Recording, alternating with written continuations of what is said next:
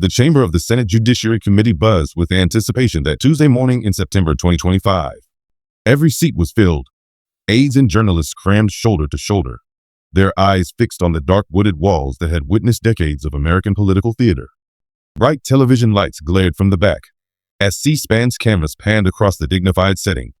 History was about to be written in real time.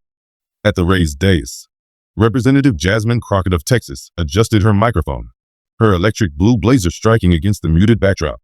Across from her, at the witness table, sat Bondi, former Florida Attorney General and nominee for a prestigious federal judgeship. Bondi embodied composure, her posture immaculate, her blonde hair styled with careful precision, and her gray suit projecting establishment authority. What would unfold in the following half-minute would not only derail one political future, but would also catapult another into unprecedented prominence. The exchange that followed would later be cited as one of the most ruthless and consequential confrontations in the annals of congressional hearings. Representative Crockett leaned forward, her expression cool and deliberate. She spoke with the cadence of a seasoned litigator who already knew the jury's verdict. "Ms. Bondi," she began, every syllable calculated, "I have a single question for you today, and I advise you to weigh your response very carefully." In an instant, the room shifted. The chatter stopped. Cameras zoomed in, and even the clicking of photographers' shutters ceased. Bondi's practiced smile didn't waver, but she subtly adjusted in her chair, unaware that she was seconds away from the political ambush that had been meticulously prepared for months. Yet, before revealing the bombshell, let's pause for context, because this moment wasn't merely about a sharp line of questioning. It was about years of contrasting journeys, reputations, and visions of justice colliding in one public spectacle. Jasmine Crockett's path had been anything but conventional. Just a few short years earlier, she was fighting uphill battles in Dallas courtrooms as a civil rights attorney, taking on cases that large firms ignored. She grew up in St. Louis, watching firsthand how inequality corroded her community, and resolved early that she would be a fighter for people without a voice. When she mounted her congressional campaign in 2022, insiders scoffed, branding her too inexperienced, too progressive, and too young to matter. But voters in Texas didn't want another polished politician parroting empty promises. They saw authenticity in Crockett, a relentless advocate who understood their hardships and wasn't afraid to challenge entrenched power. She won against the odds, and by 37, she was already a rising force in Washington. Known for sharp, viral takedowns of corporate CEOs and government contractors who siphoned public money while crying poverty, Crockett developed a reputation as one of Congress's most incisive interrogators. The Washington Post crowned her the future of the Democratic Party, while her critics on Fox News branded her dangerously effective. What most people didn't realize, however, was that Crockett's edge came from her years as a public defender, training that taught her how to dismantle stories, expose inconsistencies, and find the one loose thread capable of unraveling an entire narrative. Bondi, she had determined, had many such threads. Bondi's career told a different story, the embodiment of the political establishment. At 58, she had built her brand not through grassroots struggle, but through connections, controversy, and relentless survival. As Florida's Attorney General between 2011 and 2019, her tenure was peppered with scandals, delaying an execution to attend a fundraiser, declining to pursue fraud allegations against Trump University after a $25,000 donation to her campaign, and cozying up with deep-pocketed lobbyists. Yet, she always seemed to land on her feet, shielded by powerful allies and adept media spin. When President Biden nominated her for a federal judgeship, a move seen by some as bipartisan outreach, and by others as betrayal of progressive ideals, it ignited outrage among reformers. Her potential confirmation represented more than just a lifetime seat on the bench. It meant authority over critical decisions on voting rights, corporate regulation, and criminal justice. To many, her record suggested loyalty to the wealthy and well-connected rather than ordinary citizens. For months, activists sought to derail her nomination, but what they lacked was indisputable proof, until Jasmine Crockett got a tip that changed everything. 3 months earlier, a whistleblower who once worked for Bondi had reached out to Crockett's office. The informant had preserved a treasure trove of documents, receipts, contracts, emails that hinted at corruption on a staggering scale. Initially, Crockett's staff doubted the authenticity, but after weeks of verification and forensic review, the evidence held. Now, in this very hearing, Crockett was ready to deliver the blow that would reverberate through every corridor of power in Washington. The hearing itself began predictably. Republican senators showered Bondi with soft, congratulatory questions. She deflected tougher inquiries from Democrats with legal jargon, polished evasions, and well-rehearsed charm. Senator Ted Cruz even winked at her after she sidestepped a question about campaign finance reform. Everything seemed on track for a smooth, if contentious, proceeding. But then Representative Crockett requested one more round of questioning. Though the committee was already behind schedule, Chairman Dick Durbin gave a nod, sensing the determination in her tone. She had 5 minutes. That was all she needed. But she would only use 30 seconds to change history. As Crockett flipped open her folder, Bondi's chief of staff, seated behind her, began anxiously scrolling his phone, sensing danger. The cameras instinctively zoomed in on Crockett, whose steady gaze betrayed the calm of someone carrying dynamite in her briefcase. Later, political commentators would replay the footage endlessly, pointing to the exact instant Bondi's composure cracked. Crockett began with a deceptively neutral recap of Bondi's opening statement about her dedication to justice and integrity. Bondi nodded confidently. "That's correct," she said. "My record speaks for itself." Crockett's response, "It certainly does," landed with a chill. Then came the first spark. "Are you familiar with an entity called Sunshine State Solutions, LLC? Bondi's smile flickered. She offered a vague denial, claiming Florida had thousands of registered LLCs. Crockett pounced, revealing that the company was incorporated in Delaware in 2016, tied to an attorney named Michael Harrison, and had received millions in no-bid contracts from Bondi's office. One by one, she pulled out invoices. $75,000 here, $125,000 there, $200,000 more, for vague consulting services that appeared to have produced no real work. Bondi's lawyer interjected, objecting to the line of questioning as unreasonable. But Crockett ignored him. Her voice cut sharper. "What's unreasonable is that we cannot find any evidence this company provided the services taxpayers paid for." The chamber erupted. Reporters frantically typed. Senators whispered to aides. And the chairman demanded order. Crockett pressed forward, exposing that nearly all payments to Sunshine State Solutions were funneled almost immediately into an offshore account, Paradise Holdings International, based in the Cayman Islands. And who was the beneficial owner of that account? Documents from a leaked bank archive named none other than Patricia Bondi, Pam's maiden name. The shock was palpable. Audible gasps rippled through the gallery. Bondi's face drained of color as Crockett, unwavering, delivered the hammer. "So my question, Ms. Bondi, the one I asked you to consider carefully, is this. Did you use your position as Florida's Attorney General to channel more than $30 million in public funds into your own offshore account?" Silence engulfed the chamber. Bondi's lips parted, but no words came. Cruz leaned back, distancing himself. Bondi stammered, "I believe there may be confusion." But Crockett interrupted, slamming down a stack of corroborating documents, bank transfers, incorporation files, and emails discussing how to disguise the scheme. "There's no confusion," she declared. "I have the evidence." Then, turning to the chairman, she moved to suspend the nomination and refer the matter to the Department of Justice. Durbin, visibly shaken, agreed to the motion. All eyes turned back to Bondi, who, after conferring with her lawyer, leaned into her microphone and invoked her Fifth Amendment rights. Chaos erupted.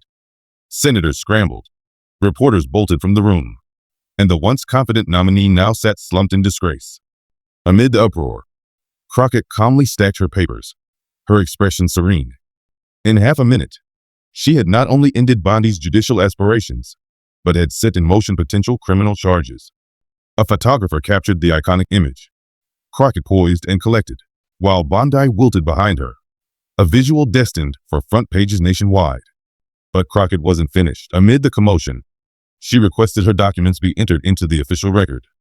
These Bondi files, as they'd soon be dubbed, detailed not only financial misconduct, but also troubling patterns of favoritism, legal settlements granted to corporations in exchange for payments routed through Sunshine State Solutions. The revelations pointed to a deeper rot, the commodification of justice itself. She even produced a sworn affidavit from attorney Michael Harrison, the architect of Bondi's shell company, further cementing the case. What unfolded that day was more than just a takedown. It was a turning point. Bondi's allies abandoned her. Republican senators scrambled to avoid association, and progressives hailed Crockett as a political giant slayer. In that room, in those unforgettable 30 seconds, a new chapter in American politics had been written.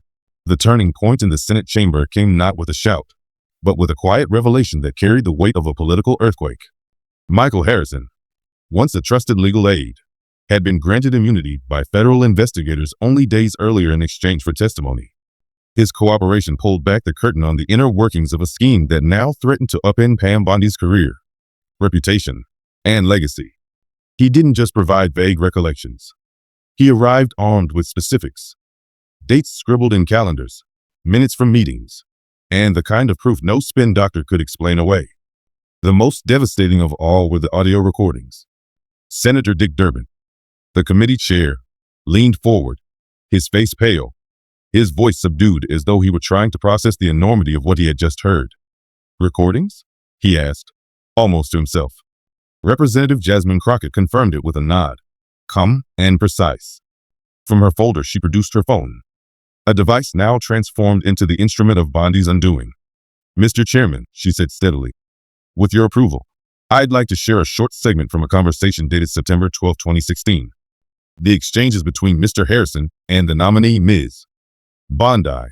Before Durbin could reply, Bondi's lawyer leapt to his feet in protest, objecting to the use of evidence he claimed had not been properly authenticated. But Crockett brushed the argument aside with surgical coolness. The FBI, she explained, had already reviewed and authenticated the material. In fact, they had been in possession of these files for 3 weeks, and she had been told arrests were already in motion. That one word, arrests, moved through the packed room like a thunderclap. This hearing had just transformed from a bruising political fight into the prelude to a criminal prosecution. Durbin, looking suddenly decades older, nodded gravely. "Play it," he ordered. Crockett connected her phone to the chamber's audio system. A hiss of static gave way to voices. First came Harrison's cautious tone.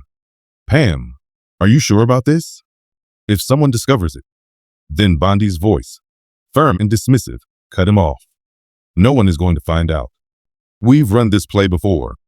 Remember the Piton Industries settlement?" Harrison sounded uneasy. "That was different. That was just campaign money." Bondi, unflinching. "This is simpler. No campaign laws. The cash flows offshore, cools for a while, then cycles back. Clean, untouchable. By the time I'm out of public office, it's invisible." Harrison raised another concern: the lack of any actual work being done under the contracts. Bondi's reply was chilling in its arrogance. "Michael, I'm the Attorney General. Who exactly do you think will investigate me?" "The governor. He has his own skeletons." "Federal agents? They're buried under bigger cases. Trust me, this is airtight." The audio ended. Silence swallowed the room. No coughs, no whispers, just stunned stillness. Bondi sat motionless, her skin drained of color, her hands trembling so violently she could barely steady her glass of water. Her legal counsel frantically shuffled papers, but the performance looked more like desperation than defense. Crockett's voice then sliced through the silence, carrying both finality and resolve. "Ms. Bondi, you once asked who could possibly investigate you. Well, here I am, a freshman congresswoman from Texas, with a lean staff and limited resources. And yet we uncovered all of this. If someone like me can expose your corruption, imagine what else lies hidden, waiting to be discovered." The weight of her words settled over the committee like a heavy fog. This was no longer simply about one woman's misdeeds. Crockett pivoted, addressing the senators with a broader, sweeping indictment. This is bigger than a single nominee. This is about the system that shielded her, the loopholes that allowed her to manipulate justice as if it were a marketplace. How many cases were swayed by backroom payments? How many corporations bought favorable treatment? And how many ordinary citizens were denied fairness because justice itself was sold to the highest bidder? Senator Elizabeth Warren, who had remained silent until then, broke her silence with a sharp question. "Representative Crockett, are you implying this scheme stretches beyond Ms. Bondi?" Crockett met her gaze. "I'm not implying it. I'm stating it. Federal investigators have identified at least a dozen shell companies operating variations of this exact playbook with other attorneys general across multiple states. Bondi is not unique. She is simply the first to be caught in the net. The realization landed with crushing force. This was not the story of one corrupt official. It was the outline of a nationwide scandal. The room seemed to tilt under the implications. Crockett, seizing the momentum, moved swiftly. Mr. Chairman, I recommend that this committee immediately forward a criminal referral to the Department of Justice, and that every case handled by Ms. Bondi during her years as Florida's Attorney General be reviewed for signs of misconduct. Senator Warren quickly seconded the motion. Durbin, visibly shaken, called for a vote. No senator dared to oppose. Even Republicans who had once championed Bondi's nomination now reluctantly raised their hands. The evidence was overwhelming. Resistance would be political suicide. As the vote was recorded, the double doors at the back of the chamber opened. 2 FBI agents in dark suits strode forward, their presence amplifying the drama to almost cinematic levels. They approached the witness table. The lead agent's voice was firm, echoing across the hushed room. Pamela Bondi, we have a warrant for your arrest on charges of embezzlement, money laundering, conspiracy to commit wire fraud, and violations of the Foreign Corrupt Practices Act. Please rise and place your hands behind your back. The image of a once powerful official being cuffed in the heart of the Senate will forever be etched into American political history. Cameras captured every second, yet perhaps even more powerful was the steady figure of Jasmine Crockett, standing tall, her expression resolute, not gloating, not triumphant, but determined, as though this moment was not an ending but a beginning. As Bondi was led away in tears, she glanced back at Crockett, lips forming a silent question. How? Crockett's response, caught by the microphones and destined to become a rallying cry nationwide, was simple. Because unlike you, Ms. Bondi, I actually believe in justice. Applause broke out in the chamber, spontaneous, uncontainable. Even some senators across the aisle joined, compelled by the sheer force of accountability unfolding before them. When order was finally restored, Durbin addressed the room. His voice carried both admiration and exhaustion. Representative Crockett, I think I speak for everyone when I say this. What you've accomplished here is nothing short of extraordinary. You have not only revealed one person's corruption, you have exposed a systemic failure in our system of justice. The question now is, where do we go from here? Crockett leaned into her microphone, her tone unwavering. We don't patch the holes. We clean house. We scrutinize every suspicious contract, every questionable settlement, every sweetheart deal that reeks of influence. We legislate transparency. We close the offshore pipelines that allow dirty money to hide. And above all, we send a message, loud and clear, that no individual, no matter how connected or powerful, is beyond the reach of the law. The room erupted in applause once more, but Crockett raised her hand, quieting them. Her gaze swept across the dais, lingering on faces that suddenly looked uneasy. And let me be perfectly clear, this doesn't stop with Pam Bondi. This is only the beginning. There are others who believe they are untouchable, who think justice can be bought and sold like stock options. To them I say, we are coming, and unlike Ms. Bondi, you won't see us until it's too late. The words crackled in the air like static. A threat and a promise rolled into one. Senators shifted in their seats, some visibly rattled. When the gavel finally fell and the hearing adjourned, chaos spilled into the hallways. Reporters swarmed Crockett, shouting over each other for comments. She offered them only one brief statement before disappearing into her office. Today, America saw that justice is not for sale. No matter how high the walls of corruption are built, they can be torn down. But this is only one step in a long fight. The people deserve better than leaders who auction their integrity to the highest bidder. And I will not stop until they get better. As she walked away, her cobalt blazer catching the light against the dark wooden paneling, a reporter yelled the inevitable question. Representative Crockett, what's next? She turned, a faint smile playing on her lips. What's next? We dig deeper. There are 11 more shell companies on my desk. Pam Bondi won't be the last. The aftermath rippled instantly. Within minutes, clips of the hearing flooded social media. Bondi's invocation of the Fifth Amendment circulated at lightning speed. The damning recording went viral on TikTok, reimagined by young creators as a symbol of generational anger at political corruption. Cable networks broke into scheduled programming. CNN plastered the headline, former Florida ag arrested on Senate floor. Fox News, caught flat-footed, went to an unusually long commercial break. At the White House, panic set in. Bondi's nomination had been part of a delicate bipartisan compromise. Now the deal lay in ruins, and Republicans were furious, not at Crockett, but at the administration for failing to vet Bondi thoroughly. President Biden reportedly snapped at aides. "How did we miss this?" The answer, according to sources, was embarrassing. They had relied on her polished reputation rather than conducting deep scrutiny. In Florida, Governor Ron DeSantis convened an emergency meeting as donors with ties to Sunshine State Solutions began to surface in the files. Within hours, 3 top advisors resigned, and speculation mounted that the governor himself might be implicated. The Florida Attorney General's office descended into turmoil. Every prosecution under Bondi's tenure was suddenly under review. Appeals flooded the courts. Defense attorneys demanded retrials, and prosecutors scrambled to determine which convictions had been tainted by corruption. By nightfall, the scandal was global news. The BBC labeled it America's New Watergate. Le Monde declared a crisis of justice in Washington. Even state-run Russian outlets seized the chance to portray the United States as riddled with corruption. Meanwhile, in her modest congressional office, Crockett was not taking calls from media executives or book publishers. She was huddled with her small staff, poring over spreadsheets and documents tied to the other shell companies she had mentioned. "This is just the start," she told them. Bondi was sloppy. The others will be harder to crack, but the pattern is there. Her chief of staff, Marcus Williams, suggested taking a victory lap, savoring the win. Crockett shook her head. "We don't have the luxury.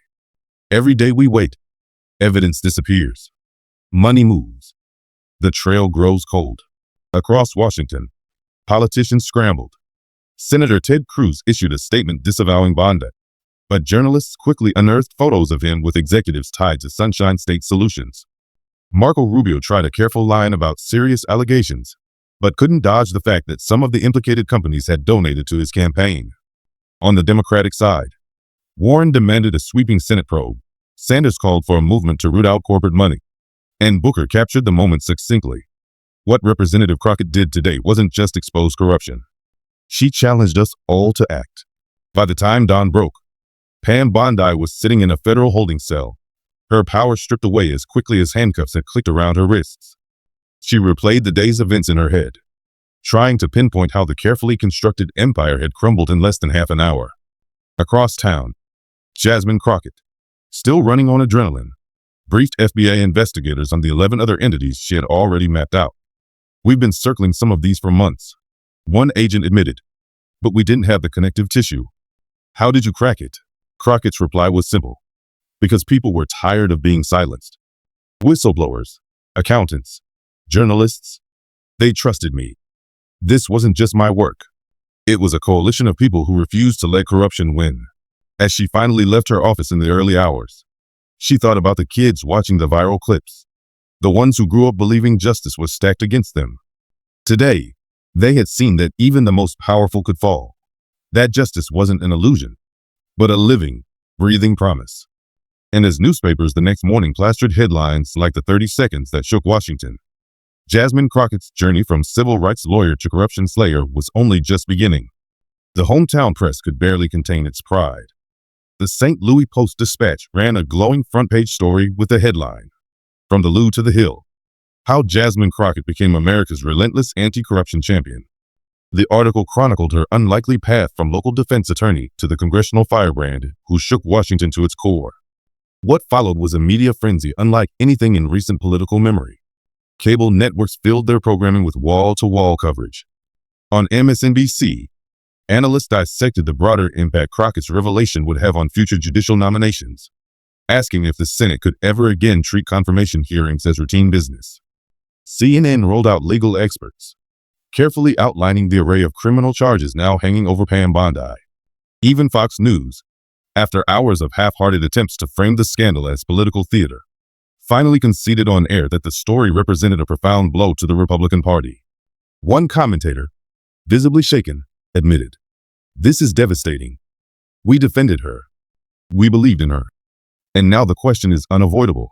How many others like her are out there?" Yet perhaps the most fascinating conversation was unfolding outside traditional media. Independent creators on YouTube began uploading frame-by-frame breakdowns of Crockett's questioning style. The subtle pauses, the deliberate pacing, the way her steady composure magnified Bondi's unraveling panic. TikTok, meanwhile, was flooded with reenactments. Users lip-synced Crockett's most piercing line. Did you exploit your office as Florida's Attorney General to channel millions in public funds into an offshore account? Transforming it into a viral soundbite that became shorthand for exposing lies and corruption in every arena. Instagram feeds overflowed with colorful infographics explaining how shell companies worked, teaching everyday people to spot signs of corruption in their own communities. Across platforms, one phrase started trending: the Crockett method. It became symbolic of fearless accountability, doing the homework, following the money, and confronting power without blinking. Within 2 days, Jasmine Crockett had gone from a little-known congresswoman to a household name. Her social media following exploded. On Twitter, her audience rocketed from a modest 50,000 to over 2 million. Her Instagram, once an afterthought, surged into verified status with millions of supporters. Late-night comedians mentioned her in monologues, and editorial cartoons cast her as a modern-day David slaying a Goliath of corruption. For the first time in years, Americans seemed united in celebrating a politician not for empty slogans, but for decisive action against entrenched wrongdoing. But fame has its shadows. Just 72 hours after the hearing, Crockett's office received a credible death threat. The FBI wasted no time assigning her full-time protection. Conservative outlets, desperate to blunt her momentum, launched smear campaigns, dredging up trivial details from her past. A single unpaid parking ticket from her law school days was spun into breathless headlines. Yet the public wasn't buying it. The attacks looked petty compared to the mountain of evidence Crockett had already revealed. More alarming than cheap character assassination, however, were the forces of wealth and power beginning to mobilize against her. Corporate political action committees began funneling cash into Texas, preparing to bankroll a primary opponent. Lobbyists tied to the scandal hired top crisis management firms in Washington to contain the fallout. But what they didn't anticipate was the movement Crockett had sparked. From coast to coast, her example lit a fire. Prosecutors, investigative journalists, and even small-town watchdogs were emboldened to dig deeper into suspicious contracts and political donations. Tip lines flooded with calls. State attorneys general in several jurisdictions announced parallel investigations, worried that inaction would mark them as complicit. At the federal level, the Department of Justice created a dedicated task force to trace the labyrinth of shell companies Crockett had exposed. The country was no longer staring at an isolated scandal. It was facing the contours of a nationwide network of corruption. The first dominoes fell just 1 week later. Michael Harrison, the lawyer who had quietly registered Sunshine State Solutions, granted a televised interview. He admitted his role in designing the fraudulent structure and directly implicated additional officials. His cooperation led to 3 arrests almost overnight. 2 more public servants resigned before indictments could reach them. The governor of Florida, confronted with mounting evidence that his administration had looked the other way, announced abruptly he would not run for re-election. Wall Street also felt the tremors. Shares of corporations tied to the scandal plummeted, and several CEOs resigned under pressure. Yet the most dramatic shift was cultural. For decades, many Americans had resigned themselves to the belief that elites never truly faced justice. Scandals came and went, but accountability always seemed out of reach. Crockett shattered that fatalism. Suddenly, town halls were filled with angry citizens demanding answers from local officials. Law schools reported a spike in applications, with students citing her as their inspiration. Young activists, energized by her courage, began organizing grassroots campaigns to push for cleaner government at every level. 2 weeks after the fateful hearing, Crockett sat across from veteran journalist Leslie Stahl for a primetime 60 Minutes interview. Stahl wasted no time. How did you do it? How does a first-term congresswoman with limited resources take down someone as powerful as Pam Bondi? Crockett's answer would be replayed for years to come. I did it because someone had to. If I hadn't, who would have? We've convinced ourselves in this country that certain people are untouchable, that corruption is permanent, that the system is too rigged to fight. But the truth is simpler. The powerful are only untouchable if we let them be. Bondi thought her money and connections would protect her forever. But corruption always leaves fingerprints. You just have to care enough to find them. And here's the part that should scare anyone who profits from this system. I'm not special. I don't have magical skills. I just refuse to look the other way. There are thousands of people across America who could do the same in their own communities. That's what terrifies the corrupt. It's not me. It's the possibility there are more of me out there. The interview reached 20 million viewers, one of the largest audiences 60 Minutes had drawn in years. Within 3 weeks, early polling for the 2026 election cycle showed Crockett ranking third among potential Democratic presidential candidates, despite never declaring interest. Asked at a press conference, she laughed it off. "I've got my hands full with 11 more shell companies to investigate," she quipped. But behind closed doors, party leaders began whispering about her as the future face of the movement. Heavyweights weighed in. Senator Elizabeth Warren hailed her as the next generation's leader. Former President Obama praised her resolve, saying she had reignited public belief and accountability. Even a handful of Republicans, recognizing the political tide, reached out quietly. They asked whether she'd be willing to collaborate on reforms. Her response was blunt but inviting.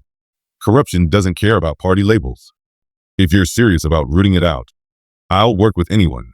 That attitude gave birth to an unlikely coalition, the Bipartisan Anti-Corruption Caucus, with Crockett as co-chair. Their first major initiative, the Sunshine in Government Act, promised sweeping transparency. It required all government contracts to be publicly posted, prohibited the use of anonymous shell companies in government contracting, and created an independent body to investigate senior officials accused of misconduct. Lobbyists waged war against it, but the public wasn't having it. Phones at congressional offices rang nonstop, inboxes overflowed, and town halls turned into rallies demanding the bill pass intact. 6 months after the Bondi hearing, the act cleared both chambers of Congress with veto-proof majorities. President Biden signed it into law, remarking at the signing ceremony, "This young woman has restored faith in democracy more than anyone in a generation." Crockett stood beside him, her blue blazer once again a symbol of defiance against corruption. Meanwhile, Pam Bondi's fall was complete. 8 months after her arrest, she faced trial. The jury convicted her on every count: embezzlement, wire fraud, money laundering, and abuse of office. The judge, before delivering a 15-year sentence, declared, "You did not stumble into corruption. You embraced it. You chose personal enrichment over duty, convinced you'd never be held accountable. You were wrong." Bondi wept as marshals escorted her away in handcuffs, her career and reputation annihilated. Crockett, however, barely paused to reflect. With her expanded team, including forensic accountants and federal investigators, she continued unearthing corruption linked to the remaining shell companies. Each case peeled back another layer of rock, revealing a web of misconduct stretching across multiple states. "This isn't a sprint," she told her staff. "This is years of work. But every fraud we expose makes it harder for the next one to thrive." 1 year after the legendary hearing, Time magazine placed Jasmine Crockett on its cover as Person of the Year. The photo showed her clutching the damning documents in her trademark blue blazer, the caption reading, "The Corruption Slayer: How One Woman Sparked a Political Reckoning." The article praised her not only for dismantling Bondi's empire, but for inspiring a cultural awakening. But perhaps the recognition that mattered most came from home. A group of high school students in St. Louis formed a Crockett Club, dedicated to holding their own officials accountable. Their very first investigation exposed kickbacks among local school board members, leading to arrests and policy reforms. When Crockett heard about their success, she flew back to meet them. Standing in the same community where she once dreamed of becoming a lawyer, she told the students, "You're the real heroes. You saw something wrong and acted. That's all I did, and it's all any of us can do. But if enough of us take that stand, we can change everything." As she left the community center that day, young people swarmed her for photos and advice. She smiled, reflecting on the improbable journey, from public defender to freshman congresswoman to the woman who took down a political titan in 30 seconds. But she also knew the fight was far from finished. The Bondi scandal was only the beginning. Corruption was hydra-headed, deeply entrenched, always adapting. "The battle never ends," she told the students. "Every generation has to confront it. Democracy isn't a destination. It's a constant struggle, and it belongs to those willing to fight for it." For Jasmine Crockett, that fight was just getting started.